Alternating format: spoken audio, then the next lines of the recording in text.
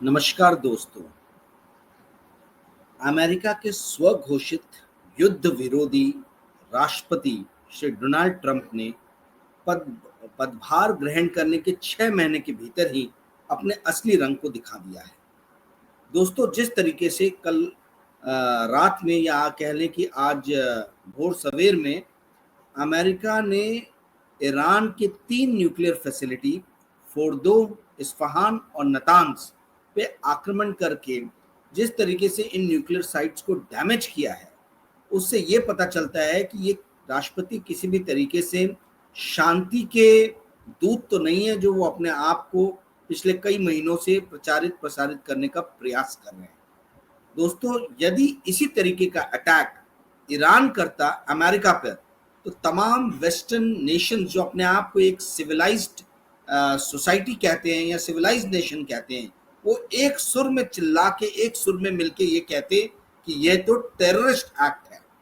परंतु ईरान पर हुए अमेरिका के हमले पे किसी भी G7 नेशन की तरफ से मुखर आवाज नहीं आ रही है। उल्टा ब्रिटेन ने ये कहा है कि ये आवश्यक था। तो यदि ईरान हमला करे तो वो टेररिस्ट एक्टिविटी है, पर अमेरिका हमला करे तो ये आवश्यक है, ये डिटरेंस के लिए आवश्यक है। आई मीन, इस तरीके के डबल स्टैंडर्ड जो है, ये पहली बार नहीं, कई बार हमने देखे हैं। हमने देखा है कि किस तरीके से इराक में रिजीम चेंज 2002 में इन लोगों ने करने का प्रयास किया। उसके बाद में आक्रमण हुआ। एक पहले हवा बनाई गई मीडिया के द्वारा, खुद ही मीडिया में न्यूज प्लांट कराया गया अहमद शाह चलाबी के द्वारा, जो एक डिसिडेंट इराक से भागे हुए नेता थे। जैसे ही बाथ पार्टी 1969 में इराक में आई थी, उसके बाद से जितने भी डिसिडेंट गए, इन लोगों ने मिलके जो है, ये सब अमेरिका या यूरोपियन नेशन में सेटल हुए और इन सब लोगों ने गलत सलत न्यूज फीड करके सद्दाम हुसैन के तख्ता पलटने का जो प्रयास जॉर्ज डब्ल्यू बुश कर रहे थे, उसको और ज्यादा शक्ति प्रदान किया। हमने इसी तरीके की एक्टिविटी जो है वो अफगानिस्तान में देखी कि भाई तालिबान को पहले किस तरीके से समर्थन जो है वो दिया गया। जब तालिबान ने ही उलट के पलटवार किया, तो तालिबान की सत्ता को हटा के जो है वहां के राजा जहीर शाह, आप याद करें 2001-2 में जहीर शाह का बहुत नाम चलता था कि अफगानिस्तान के बादशाह जहीर शाह साहब 1979 में जब रशिया ने आक्रमण किया था अफगानिस्तान पे, उसके पहले तक अफगानिस्तान के शासक थे। रशिया के आक्रमण के बाद में उन्होंने नजीरुल्लाह को, एक कम्युनिस्ट शासन को जो है वहां पे बैठाया। इस कम्युनिस्ट शासन को समाप्त किया तालिबान ने, और तालिबान की समाप्ति के बाद में हमने देखा कि अमेरिका ने किस तरीके से जो है यही जहीर शाह जो शासक थे, इनको वापस से बैठाने का प्रयास किया। तो हमने देखा है कि इराक में कैसे अहमद शाह चलाबी का इस्तेमाल हुआ, कैसे जहीर शाह को अफगानिस्तान में बैठाने का प्रयास किया गया।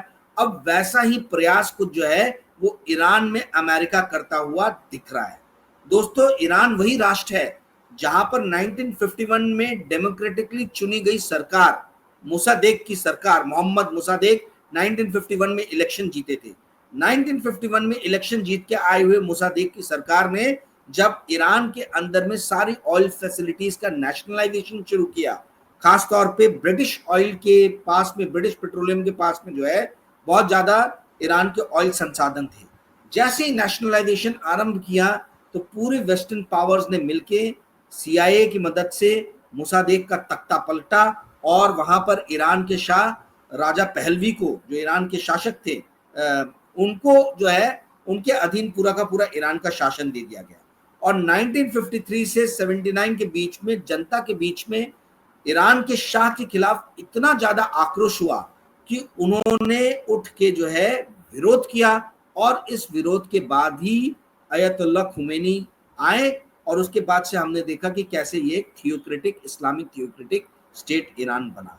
परंतु यदि ईरान की जनता चुनती है कि हमको थियोक्रेसी, ईरान इस्लामिक थियोक्रेसी के अंडर में रहना है, तो अमेरिका का कोई हक नहीं बनता, क्योंकि उन्होंने पहले डेमोक्रेटिक शासन को जो है, जो मुसादेक की शासन जो थी, उसका तख्ता पलटा था अपने ही फायदे के लिए। अब ये वापस थियोक्रेटिक स्टेट जिसके अंदर में ईरान की जनता स्टैब्लिश है, ये वो तख्ता पलट के जो है वापस से डेमोक्रेसी की बात कर रहे हैं। दोस्तों, ये जो ईरान के ऊपर में अमेरिका का हमला हुआ है, ये ना केवल ईरान पे हमला है, बल्कि ये एक तरीके से यूनाइटेड नेशंस की स्वाधीनता पे हमला है, ये सिक्योरिटी काउंसिल की स्वाधीनता पे हमला है, ये शंघाई कॉरपोरेशन ऑर्गेनाइजेशन जिसका पार्ट है ईरान, वो भी चुप्पी साधे हुए हैं। ब्रिक जो कि जिसका पार्ट है ईरान, जो सदस्य है ईरान, वो भी चुप्पे साधे हुए हैं। तो ये हमला जो है ये केवल और सिर्फ ईरान पे नहीं हुआ है, बल्कि ये संप्रभुता कई इंटरनेशनल ऑर्गेनाइजेशंस और कई इंटरनेशनल ट्रीटीज जैसे नेशनल प्रोलिफरेशन ट्रीटी जो है एनपीटी, इसके ऊपर भी एक तरीके से आक्रमण है, क्योंकि ये सारे इंटरनेशनल ऑर्गेनाइजेशंस और ट्रीटी इस बात को एडवोकेट करते हैं कि भाई आप किसी भी राष्ट्र की स्वाधीनता, संप्रभुता के साथ खिलवाड़ नहीं कर सकते, आप उसकी टेरिटोरियल इंटीग्रिटी के साथ खिलवाड़ नहीं कर सकते, आप उसके ऊपर में जो है उसको प्रोवोक करने के लिए आक्रमण नहीं कर सकते। और हम देख रहे हैं पिछले 8-9 दिनों से कि यही हो रहा है। पिछले 10 दिनों से पहले इजराइल ने ईरान पे हमला किया, और अब हम देख रहे हैं कि अमेरिका ने कल जो है इनकी न्यूक्लियर फैसिलिटीज पे अटैक किया। तो ये अटैक जो है दोस्तों, आप इस बात को समझिए कि ये अटैक सिर्फ ईरान के ऊपर नहीं है, ये कल को किसी भी राष्ट्र के ऊपर में हो सकता है। यदि टेरिटोरियल इंटीग्रिटी को आप नहीं सम्मान दोगे, तो आज अमेरिका कर रहा है, कल उठ के हो सकता है चाइना कर दे, परसों हो सकता है उठ के जो है वो रशिया कर दे। रशिया और यूक्रेन का वॉर तो चल ही रहा है, हो सकता है रशिया पोलैंड पे कर दे, किसी और दूसरे राष्ट्र पे कर दे। तो क्या इस तरीके से जो है हम क्या सिविलिटी की तरफ बढ़ रहे हैं? ये क्या सभ्यता है? दोस्तों, मुझे ये लग रहा है कि चारों तरफ कियोस ही कियोस है।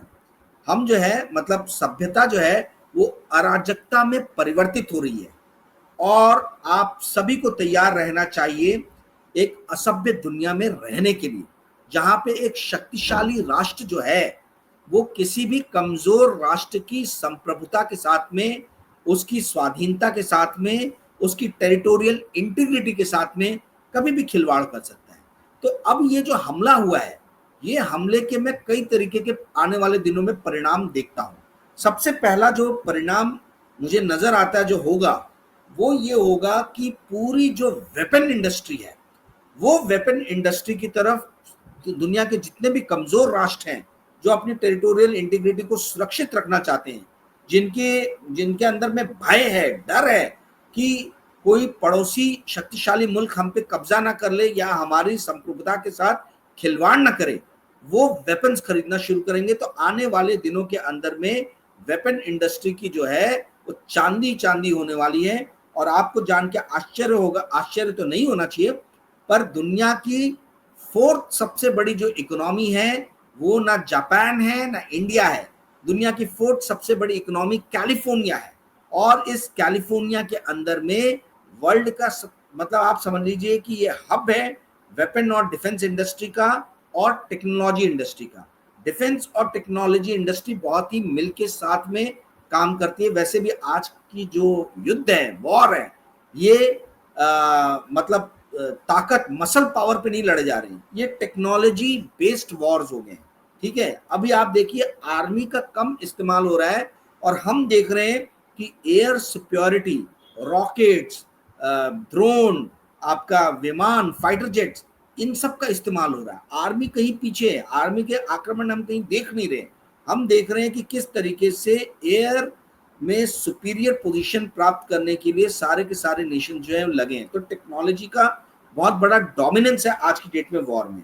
तो सबसे बड़ा जो फायदा होने वाला है, ये 4थी सबसे बड़ी अर्थव्यवस्था वाले राज्य जो कैलिफोर्निया है उसको होने वाला है। और चूंकि कैलिफोर्निया अमेरिका का पार्ट है, अमेरिका का एक राज्य है, 50 राज्यों में से एक राज्य है जिसकी अर्थव्यवस्था सबसे बड़ी है और जनसंख्या वाइज भी सबसे बड़ा है।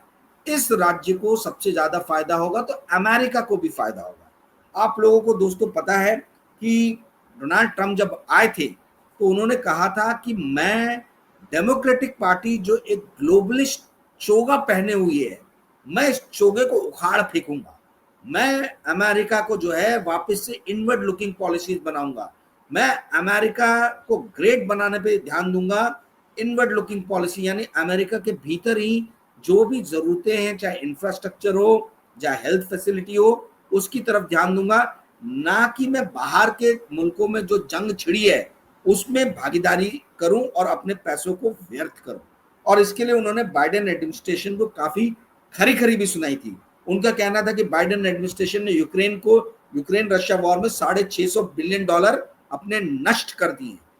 डोनाल्ड ट्रंप ने अपने प्रचार में बार बार कहा कि 2001 के बाद से अमेरिका ने $6 ट्रिलियन से लेकर $8 ट्रिलियन के बीच में युद्ध में खर्च कर दिया है पैसा। ये यदि पैसा अगर वो अपनी अर्थव्यवस्था को सुधारने में लगाता या अपने डेट को कम करने में लगाता तो आज डॉलर का डोमिनेंस जो है वो और ज्यादा रहता। डॉलर का डोमिनेंस हम धीरे धीरे देख रहे हैं कम हो रहा है। हम देख रहे हैं कि किस तरीके से चाइना का renminbi जो है वो डॉलर को चैलेंज दे रहा है, किस तरीके से गोल्ड ऑल टाइम हाई चल रहा है। गोल्ड सारे के सारे सेंट्रल बैंकर्स एक्यूमुलेट कर रहे हैं और गोल्ड बेस्ड जो है इकोनॉमी बनाने की देश जो है गोल्ड बक्स जो है वो बात कर रहे हैं। तो दोस्तों कहने का अर्थ ये है कि ये जो आक्रमण हुआ है इस आक्रमण के जो फायदे हैं वो वेपन इंडस्ट्री को सबसे ज्यादा होने वाला है, जो कि अमेरिका में कैलिफोर्निया में लोकेटेड है। दूसरा जो सबसे बड़ा फायदा होगा वो इजराइल का होगा। अब तो सोशल मीडिया पे ये मजाक चलने लगा है कि इजराइल अपने आप में एक अलग राष्ट्र नहीं है, बल्कि वो अमेरिका का 51st स्टेट है। जिस तरीके से अमेरिका इजराइल के बीच बचाव में आया, जिस तरीके से ईरान ने मिसाइलों की जो फुलझड़ी जो पिछले एक हफ्ते से इजराइल की तरफ छोड़ी थी, उस फुलझड़ी से जो नुकसान हुए, उस नुकसान को देखते हुए अमेरिका जो बीच बचाव करने के लिए आया, तो उससे ये लग रहा है कि इजराइल एक हारे हुए युद्ध को जो है वो बचाने के लिए अमेरिका आया है। ये इजराइल के बहुत बड़ा एक सेविंग ग्रेस है और शायद इजराइल आने वाले दिनों में जो है और बड़ी शक्ति अमेरिका की मदद से उभर कर इंटरनेशनल सीन पे आ सकता है। तो दूसरा जो सबसे बड़ा फायदा होगा वो होगा आपके इजराइल को। तीसरा बड़ा फायदा जो है वो होने वाला है चाइना को, क्योंकि चाइना जहां रशिया और यूक्रेन को मदद कर रहा था, अब तमाम तरीके के राष्ट्र जो है वो चाइना की तरफ देख रहे हैं, जो अमेरिका के लिए डेटरेंस फोर्स का काम करेगी आने वाले दिनों में। दोस्तों समझने वाली बात यह है कि Iran Organisation of Islamic Countries का पार्ट है। ओआईसी की तरफ से अभी तक निंदा नहीं हुई है, कोई एक आवाज नहीं उठी है कि आपने ईरान पे जिस तरीके से अमेरिका ने हमला किया ये गलत हुआ है। ना यूनाइटेड नेशंस की तरफ से कोई अभी तक वक्तव्य आया है। मैंने जब वीडियो बनाना शुरू किया चेक किया तब तक तो कोई वक्तव्य नहीं आया था। ना सिक्योरिटी काउंसिल की तरफ से कोई वक्तव्य आया है, ना ब्रिक्स की तरफ से कोई वक्तव्य आया, ना शंघाई कोऑपरेशन ऑर्गेनाइजेशन की तरफ से कोई वक्तव्य आया। तो मुझे ऐसा प्रतीत हो रहा है कि आने वाले दिनों में अब तो ये और ज्यादा बढ़ेगा। और यदि ड्रैगन ने चाइना अगर घुस गया इस युद्ध में, तो फिर आप समझिए कि वेपन इंडस्ट्री के बाद में जो सबसे बड़ा फायदा होगा वो होगा ऑयल इंडस्ट्री का। और ऑयल का सबसे बड़ा आज की देश में कौन सा देश प्रोड्यूसर है, क्या आप बता सकते हैं? सबसे बड़ा प्रोड्यूसर ऑयल का आज की डेट में जो राष्ट्र है उसका नाम है America. United states of America world का सबसे बड़ा ऑयल प्रोड्यूसर है। वो बात अलग है कि अमेरिका जितना प्रोड्यूस करता है उससे ज्यादा कंज्यूम करता है, ठीक है। वर्ल्ड में लगभग 101 मिलियन बैरल पर डे का कंजम्पशन है। अमेरिका अकेले जो है वो 17 से 18% जो है वो ऑयल कंज्यूम करता है, जबकि ये 15 से 16% जो है ऑयल प्रोड्यूस करता है वर्ल्ड का। तो लगभग 1 से 2 मिलियन बैरल पर डे का जो है उसका एक्स्ट्रा कंजम्पशन है। ये एक्स्ट्रा कंजम्पशन वो कनाडा से आयात करके पूरा कर लेता है, ठीक है। तो अमेरिका को तो कोई बहुत ज्यादा फर्क नहीं पड़ेगा, पर अगर ऑयल के प्राइसेस बढ़े तो इसका सबसे बड़ा जो फायदा होगा वो होगा अमेरिका के घूर विरोधी राष्ट्र रशिया को। रशिया वर्ल्ड का सेकंड सबसे बड़ा लार्जेस्ट प्रोड्यूसर है, third is Saudi Arabia.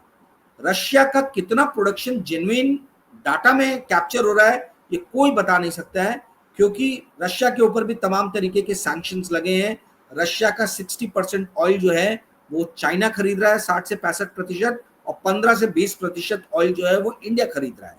India Russia Ukraine war के पहले तक जो सिर्फ 2% या 1.5% ऑयल इंपोर्ट करता था रशिया से, आज इंडिया के ऑयल बास्केट में 30 से लेके 35% के बीच में जो इंपोर्ट है वो रशिया से हो रहा है। तो सडनली अगर ऑयल के प्राइसेस बढ़ेंगे, जो कि मुझे लग रहा है कि ऑयल के प्राइसेस बढ़ेंगे अगर ये जंग में जो है ये चाइना कूद जाता है और ये जंग लंबी खिंचती है, तो ये यदि होता है तो सऊदी अरबिया और रशिया ये दो सबसे बड़े बेनिफिशियरीज होंगे। ऑफ कोर्स वेनेजुएला भी बहुत बड़ा बेनिफिशियरी होगा, जो अगेन एडवर्सरी है, जो अगेन एक दुश्मन राष्ट्र है अमेरिका का। तो अमेरिका एक तरीके से इस वॉर को खींच के, या ये जो इन्होंने बम्बार्डमेंट किया है, इससे ये एक तरीके से अपने जो घुर विरोधी राष्ट्र जो है उनको ही सशक्त कर रहा है आर्थिक रूप से। आप समझिए ऑयल के प्राइसेस यदि बढ़ेंगे तो चाहे रशिया हो, चाहे वेनेजुएला हो, या फिर कह लें ईरान हो, ईरान भी जो है वर्ल्ड के प्रोडक्शन का 3% ऑयल जो है वो ईरान प्रोड्यूस करता है। ईरान का 90% ऑयल जो है वो चाइना खरीदता है। तो ऑयल के प्राइसेस बढ़े तो इन्हीं राष्ट्रों को फायदा होगा।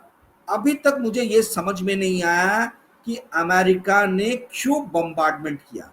आप ये देखिए कि अमेरिका की खुद की तुलसी गबार्ड जो नेशनल सिक्योरिटी एडवाइजर हैं, उस लेडी ने भी ये कहा कि भाई ये ईरान के पास में कोई न्यूक्लियर वेपन्स नहीं है और ना ही वो न्यूक्लियर वेपन्स बनाने का प्रयास कर रहा है। सिक्योरिटी काउंसिल में भी यही बात हुई, यूनाइटेड नेशंस के यही बात इंटरनेशनल एटॉमिक एनर्जी एजेंसी ने भी कही। तो ये सारी जो सबूत मिल रहे हैं, एविडेंसेस मिल रहे हैं, ये एविडेंसेस सामने देखने के बाद भी अमेरिका का हमला करना जो है ईरान पे अनप्रोवोक, ये बहुत ही ज्यादा आई मीन संशय दिलाता है कि क्या डोनाल्ड ट्रंप सही में पैसिफिस्ट हैं। क्या जो उन्होंने बात कही थी कि अमेरिका जो है वो एक ग्लोबलिस्ट का चोगा जो है वो उखाड़ फेंकेगा, ये जो विश्व का चौधरी बनने का जो प्रयास करता है अमेरिका, खास तौर पे जब कभी भी डेमोक्रेटिक लीडर्स आते हैं। आप देखिए जब जॉन एफ कैनेडी आए थे, जॉन एफ कैनेडी और लिंडन जॉनसन के टाइम में अमेरिका वियतनाम वॉर में कूदा था। वियतनाम वॉर जो कि सबसे ज्यादा आज तक का कह लें कि कॉस्टली और जहां पे सबसे ज्यादा अपने सैनिकों को खोया अमेरिका ने, वो वियतनाम वॉर था। वो डेमोक्रेटिक लीडर्स के ही अंडर में लड़ा गया। उसके बाद में हमने देखा time to time Bill Clinton के टाइम में किस तरीके से यमन और दूसरे राष्ट्रों में बॉम्बिंग हुई है। यूगोस्लाविया में हमने देखा किस तरीके से जो है सर्बिया में और जो बाल्कन जो एरिया है वहां पर अमेरिका ने जो है कोसोवो और उस एरिया में एक तरीके से इनडायरेक्टली वो वॉर ऑपरेशंस में शामिल हो गया था। हमने देखा था किस तरीके से जिमी कार्टर के शासन में, आपको याद होगा जिमी कार्टर के टाइम में दिसंबर या नवंबर 1979 में इस्लामिक स्टूडेंट्स ने कब्जा कर लिया था यूएस एम्बेसी पे, और वहां पे कई दर्जनों लोगों को उन्होंने कैप्चर किया था। ये कैप्चर करने के बाद में अप्रैल 1980 में ऑपरेशन ईगल क्लॉ नाम से एक ऑपरेशन जिमी कार्टर के अंडर में हुआ था, जहां पे उनके नेशनल सिक्योरिटी एडवाइजर ब्रजिंस्की, जो उनके फॉरेन मिनिस्टर थे वैंस, साइरस वैंस, और जो उनके डिफेंस सेक्रेटरी थे हार्वर्ड ब्राउन, ये तीनों ने मिलके जो है जो ऑपरेशन ईगल क्लॉ जो है इसमें जो अमेरिकी सेना को झोंक दिया था, वो एक बहुत ही विफल ऑपरेशन रहा था। उसमें 8 अमेरिकी सैनिक मारे गए, 3 जो है विमान उनके जो है वो ध्वस्त हो गए और वो ऑपरेशन को डिपार्ट करना पड़ा। ये ऑपरेशन किया गया था कि अमेरिकन एम्बेसी में फंसे हुए अमेरिकन को बाहर निकाल के वापस से तेहरान से निकाल के वापस अमेरिका लेके आया जाए। वो विफलता का ही कारण था कि 1980 के नवंबर में हुए इलेक्शन में, प्रेसिडेंशियल इलेक्शन में आपके प्रेसिडेंट जिमी कार्टर हारे और रोनाल्ड रेगन जो है वो वापस आए। हमने देखा किस तरीके से 1984-85 में ईरान कॉन्ट्रा जो है वो अफेयर सामने आया, कैसे कर्नल ओलिवर नॉर्थ जो है उनके ऊपर में गाज गिरी। हालांकि सबका ये मानना है कि रोनाल्ड रेगन का ये टैसिट सपोर्ट था, टैसिट सपोर्ट के कारण जो है ये कॉन्ट्रा लोगों को जो है हथियार मुहैया करा रहे थे ईरान को ईरान से ऑयल सप्लाई करके, मतलब वो ईरान से ऑयल खरीद रहे थे, कहीं और बेच रहे थे, उससे जो पैसे आ रहे थे उस पैसे से कॉन्ट्रास को जो है ये मुहैया कराया जा रहा था वेपन। तो अमेरिका टाइम टू टाइम जो है ये दूसरे देशों के अंदर में जो है घुस के अस्थिरता फैलाता है, और डोनाल्ड ट्रंप ने ये कहा था कि मैं इस अस्थिरता को रोकूंगा। Donald Trump George W Bush के घोर विरोधी हैं। उन्होंने इराक और अफगानिस्तान के अंदर में जो जॉर्ज डब्ल्यू बुश ने वॉर किया था उसके विरोध पे ही उनकी रिपब्लिकन पार्टी में छवि उभरी थी। परंतु ये जो neo conservative George W Bush जो उसके सबसे बड़े झंडा बरदार थे, उन्होंने ईरान पे हमला करने की कभी जो है हिम्मत नहीं की। उन्होंने बार बार कहा कि एक्सिस ऑफ इवल में ईरान है, इराक है, नॉर्थ कोरिया है, परंतु ईरान पे कभी हमला नहीं किया। तो ऐसा लग रहा है कि डोनाल्ड ट्रंप तो ये न्यू कंजर्वेटिव्स के नए जो है वो लीडर बन के उभर रहे हैं। ये जो बोलते थे कि भाई मैं इनवर्ड लुकिंग पॉलिसीज करूंगा, ऐसा लग रहा है कि ये एक छलावा है। आने वाले दिन दोस्तों बहुत ही ज्यादा गंभीर रहने वाले हैं, सचेत रहिए, क्योंकि यदि ऑयल के प्राइसेस बढ़े तो इसका इफेक्ट, इसका इम्पैक्ट हम सबकी जिंदगी पे पड़ेगा। मैं जल्दी ऑयल के ऊपर भी एक वीडियो बनाऊंगा। आपको यदि ये वीडियो अच्छा लगा तो कृपया करके इसको लाइक और शेयर कीजिएगा, और इस चैनल को मदद करने के लिए कृपया करके इस चैनल को ज्वाइन कीजिए। सदस्यता शुल्क 59 रुपीज, 119 रुपीज, 159 रुपीज, 3 तरीके की है। आप किसी भी फी को पे करके इस चैनल के सदस्य बन सकते हैं। मैं जल्दी अपने सदस्यों के लिए रिसर्च रिपोर्ट लिखना आरंभ करूंगा। Thank you, good day.